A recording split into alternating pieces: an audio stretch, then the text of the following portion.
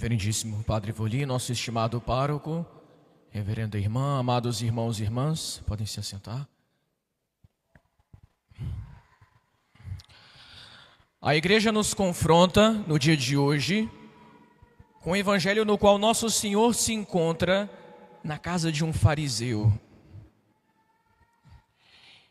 Um fato curioso, porque se nós lemos as páginas do evangelho, os fariseus sempre aparecem como aqueles que são os rivais de nosso Senhor, os que arquitetaram o plano da sua morte, da sua condenação injusta. Os fariseus eram os principais rivais, adversários de nosso Senhor.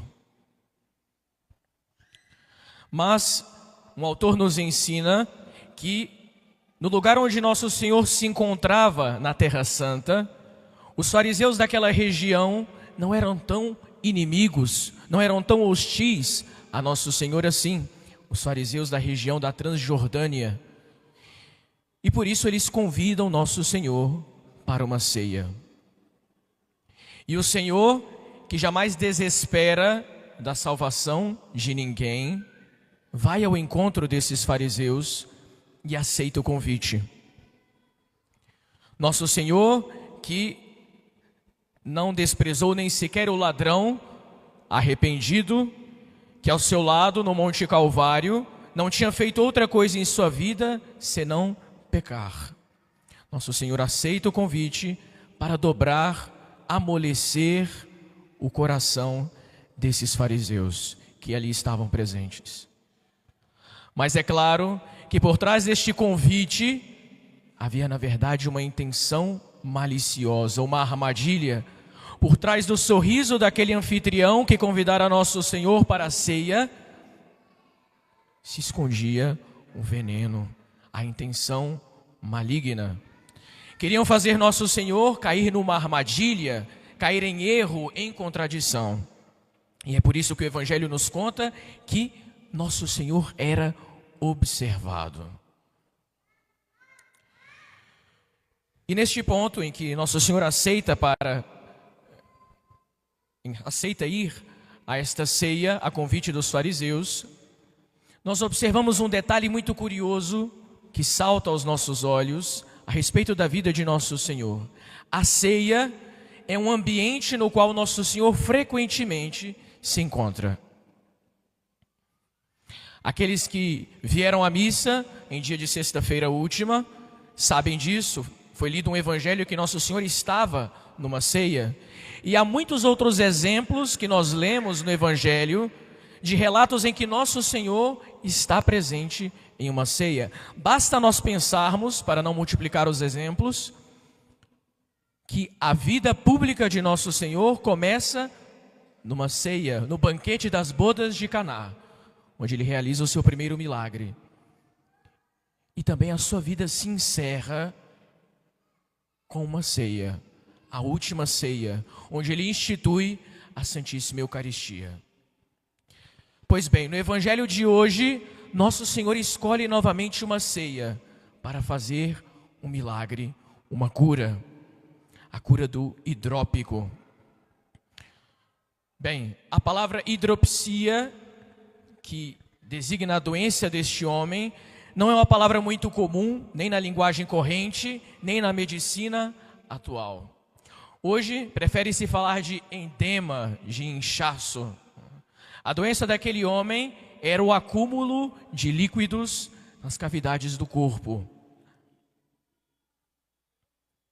Uma doença que certamente, se foi notada nele, é porque já havia chegado ao ponto de que era perceptível. Portanto, se trata de um caso mais grave, em que a pessoa fica realmente toda inchada, visivelmente. Uma doença causada, por vezes, por uma insuficiência cardíaca, renal. Esse foi o objeto da cura de nosso Senhor. E é de se estranhar, ainda na cura do hidrópico, que ele não diz palavra alguma. O Evangelho não nos conta que ele tenha feito um pedido de cura, que ele tenha implorado a nosso Senhor, feito algum gesto que indicasse que ele desejava ser curado da sua doença. O que é um fato curioso, porque afinal de contas o costume, a praxe de Cristo ao curar alguém é exigir duas coisas daquele que é curado, daquele que é o miraculado. A primeira é a fé na pessoa de Jesus. Nosso Senhor não costuma curar pessoas que não demonstram crer, acreditar no seu poder, na sua divindade, na sua messianidade. Nós lemos, por exemplo, no Evangelho, que nosso Senhor, indo à sua terra, ele não realiza aí muitos milagres, porque as pessoas não tinham fé. Quando nosso Senhor desce do Sermão da Montanha,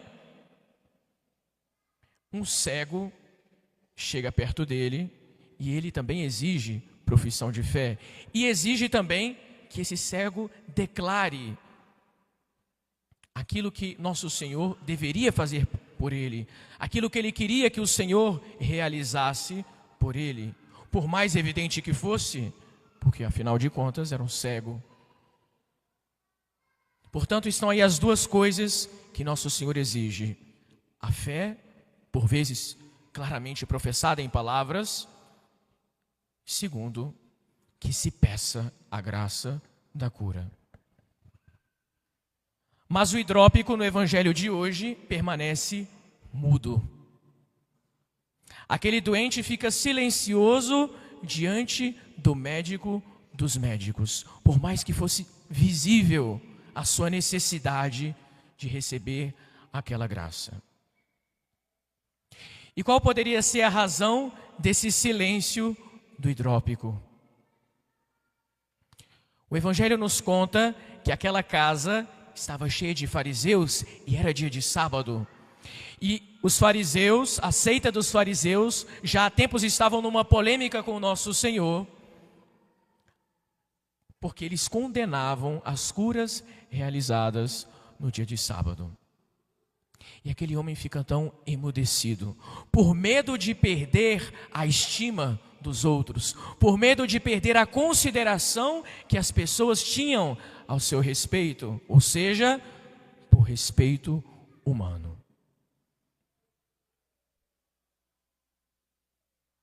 Mas nosso Senhor, que sonda os corações, sabe do que aquele homem precisa, conhece a sua necessidade e o cura, e o despede.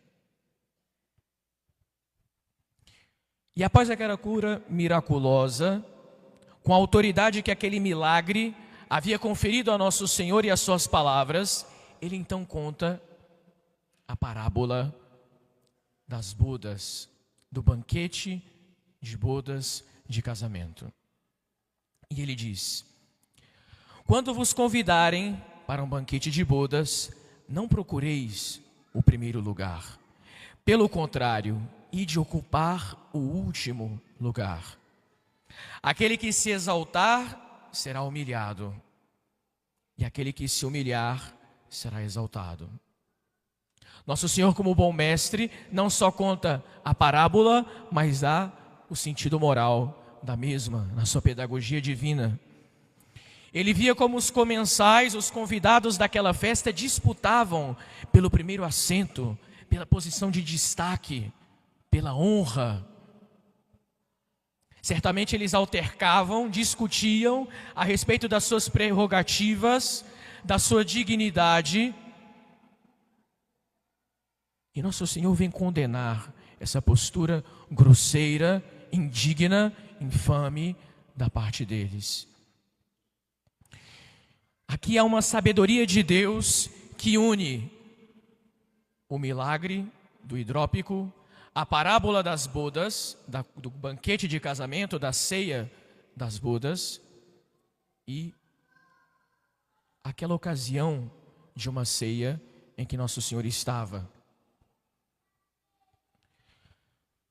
Mais do que dar regras de etiqueta a respeito como nós devemos nos comportar numa festa, o que nosso Senhor está fazendo é nos ensinar que nas núpcias do céu, no banquete da vida eterna, não há espaço, não há assento, não há cadeira para aqueles que buscam desenfreadamente as honras deste mundo.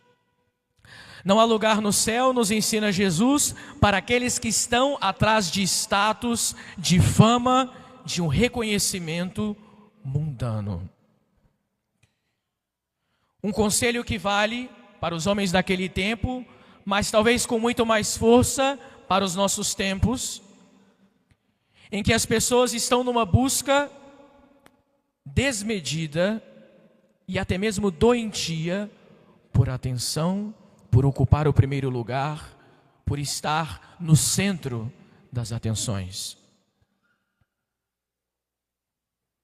Se nós olhamos para as redes sociais nos dias de hoje, nós vemos ali uma necessidade de muitos, uma necessidade patológica, doentia de atenção.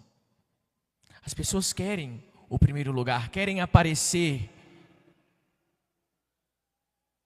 querem um reconhecimento vazio do mundo. Querem os olhos fixados em si. Mas no dizer do Evangelho de hoje, o primeiro lugar não é algo que nós devemos buscar. É a Deus, diz nosso Senhor, que compete dar o primeiro lugar. É Ele que é o dono da festa, é Ele o anfitrião do banquete da vida eterna, e é a Ele que compete elevar, é Ele que compete dizer, amigo, vem para cima. É Ele quem dá o primeiro assento, o lugar de honra, o destaque. A honra pertence a Deus, porque Deus deve ser honrado, mas a honra pertence também a Deus, porque é Ele quem deve honrar, Ele que deve exaltar. Não somos nós que nos exaltamos. E essa ambição pelas honras, pela estima do mundo, pela fama, que é fruto da vaidade, está muito bem representado aqui pela hidropisia. Então nós entendemos por que nosso Senhor quis unir este milagre, que nos remete à ambição pelas honras, a parábola das bodas e a ocasião em que Ele está, que é de um banquete igualmente. Os padres da igreja nos explicam que o hidrópico, quanto mais ingere líquidos, tanto mais os acumula. E ao acumular esses líquidos, eles adquirem um nível de salinidade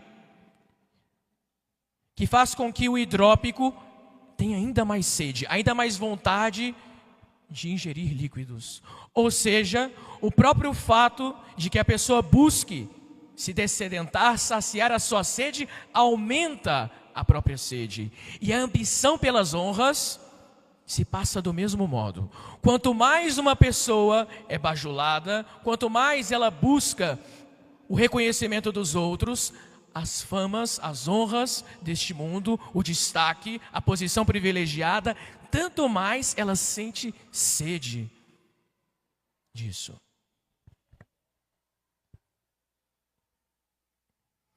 Quanto mais alguém as tem, tanto mais as deseja. Lembremos-nos de que os anjos maus, os demônios, caíram do céu justamente porque queriam um lugar, um assento na ceia da vida eterna que não lhes competia, que não lhes havia sido dado por Deus. Eles queriam subir ao trono do Altíssimo, nos narra o livro do profeta Isaías. E por isso mesmo, nosso Senhor os derrubou, os retirou, os realocou para o último assento da criação. Foram sentar-se no último lugar, como está na parábola de hoje. E os tronos daqueles anjos decaídos são preenchidos justamente pelos santos, que graças à sua humildade, graças à sua vida de escondimento, graças ao seu desapego da estima dos outros, das honras deste mundo, da fama passageira, foram considerados dignos de ser elevados aos tronos que estavam reservados àqueles anjos. Nas palavras de Maria Santíssima, no Magnificat, no seu cântico, na visita à sua prima Santa Isabel, Deus é aquele que derruba os poderosos, os príncipes dos seus tronos e eleva os humildes. Todo aquele que se humilhar será exaltado, mas quem se eleva, este será humilhado. Estamos aqui diante de uma lógica que não bate com a lógica humana. É a lógica do reino dos céus. É aquele paradoxo do cristianismo, em que, mais uma vez aqui, como em várias outras coisas, da doutrina cristã, do ensinamento de nosso Senhor, a lógica de Cristo está às avessas com relação à lógica do mundo. Para sermos os primeiros, nós precisamos ser os últimos. Para sermos exaltados e colocarmos como uma lâmpada, para sermos colocados como uma lâmpada no candeeiro, para que a nossa luz brilhe diante do mundo, como a luz dos santos brilha diante do mundo, é preciso que nós busquemos o escondimento. Não nos importa se o mundo não nos reconhece. Nós é que não devemos reconhecer o mundo.